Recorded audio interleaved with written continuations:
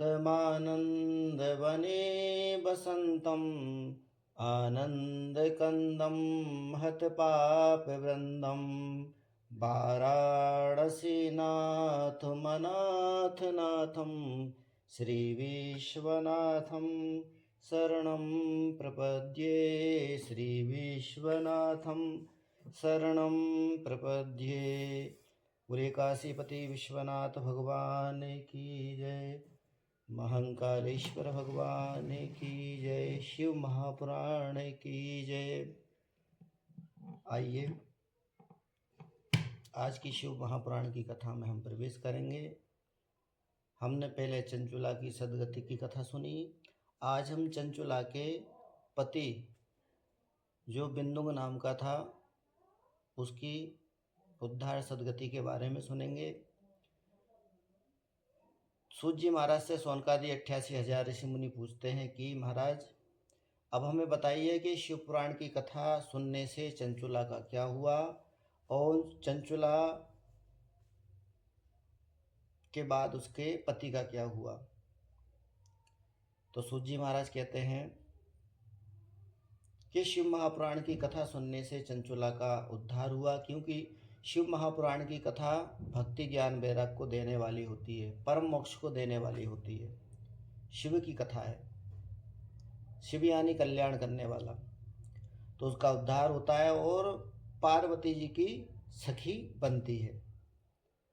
तो एक दिन सुखपूर्वक बैठी हुई चंचुला सोचती है अपने पति के बारे में और सोचकर माँ पार्वती जी के पास पहुंची। पार्वती जी से प्रार्थना करती है कि आप जगत जननी हैं और सबके भक्तों के दुख को हरण करने वाली हैं, आप मेरी प्रार्थना सुने। तो प्रार्थना सुनकर पार्वती जी पूछती हैं कि हे चंचुले आपके दुखों का कारण बताएं। तब चंचुला कहती है कि मैं तो यहाँ सुखपूर्वक रह रही हूँ, पर मेरे जो पति थे बिंदुंग नाम का जो दुराचारी पापाचारी जो वेश्यागामी हो गया था, तो मैं उसके बारे में जानना चाहती हूँ, तो मुझे उसके बारे में बताएं। तब पार्वती जी कहती हैं कि तेरा पति जो था वह नरक योनि को प्राप्त हुआ था और नरक की यातनाओं को भोगने के बाद में विंध्य पर्वत पर पिशाच बना हुआ है। नरक में तो कष्ट भोगे, अब वहाँ पर पिशाच बनने के बाद में भी कष्ट भोग रहा है।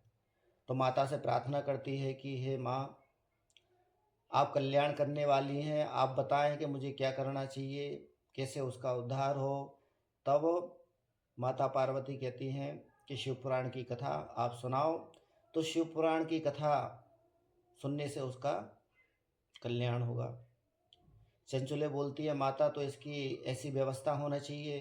तो माता को प्रार्थना करती हैं और माता तुमरू नाम का गंधर्व रहता है उसको बुलाती हैं। तुमरू नाम के गंधर्व को बतलाती हैं कि हमारी सखी है, इनके साथ में जाओ विंध्य पर्वत पर और वहाँ पर शिव पुराण की कथा का आयोजन करो। अब भैया वहाँ पर विंध्य पर्वत पर विमान पर चढ़ कर जाते हैं। तुमरू और चंचुला पहुँचे और वहाँ पर जो पिशाच बना हुआ था विदुंग उसको पासों से बांधकर बिठाते हैं। और जैसे ही वहाँ पर पता पड़ता है कि यहाँ पर तुमरू नाम के गंधर्व आए हुए हैं और भगवान की शिव कथा है, शिव महापुराण की कथा है, तो सभी साधु संत सज्जन लोग वहाँ पर एकत्रित होते हैं और बड़े ही हर्षोल्लास से शिव महापुराण की कथा का आयोजन वहाँ पर होता है। आयोजन चला वहाँ पे और आयोजन के बीच में ही पिशाच का उद्धार हो जाता है। वह विदुंग भगवान के जो पार्षद रहते हैं वैसा उसका स्वरूप हो जाता है, निर्मल। चंचुला बड़ी प्रसन्न होती है और चंचुला और विदुंग दोनों भगवान उमापति के पास में आते हैं।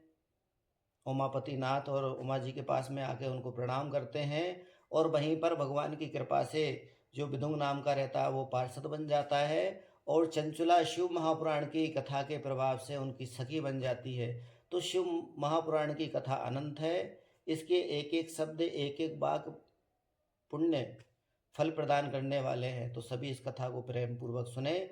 कल की कथा में हम सुनेंगे कि शिव पुराण को सुनने, शिव पुराण सुनने की विधि क्या होती है, शिव पुराण को किस प्रकार कैसे करना चाहिए, कितने दिन की शिव पुराण होती है, उसका मुहूर्त इत्यादि सारी चीज़ें हम कल की कथा में सुनेंगे। थोड़ी व्यस्तता के कारण क्या वीडियो लेट आ रही है, पर कथा धीरे धीरे सारी कथा आपको सुनाते जाएंगे। आप प्रेम पूर्वक कथा को सुने। सभी का कल्याण हो। राधे राधे।